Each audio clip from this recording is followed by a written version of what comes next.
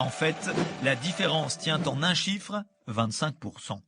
En France, en 2012, les femmes gagnent en moyenne 25% de moins que les hommes. Comment ça s'explique? La principale raison, c'est que les femmes travaillent moins.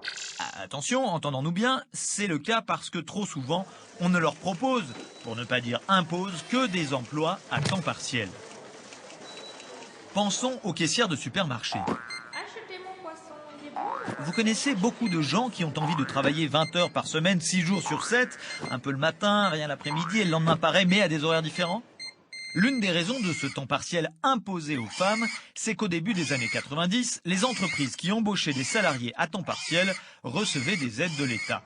Aujourd'hui, c'est devenu une habitude, notamment dans le commerce et l'industrie agroalimentaire, parce que des petits contrats de travail, c'est plus flexible pour l'employeur.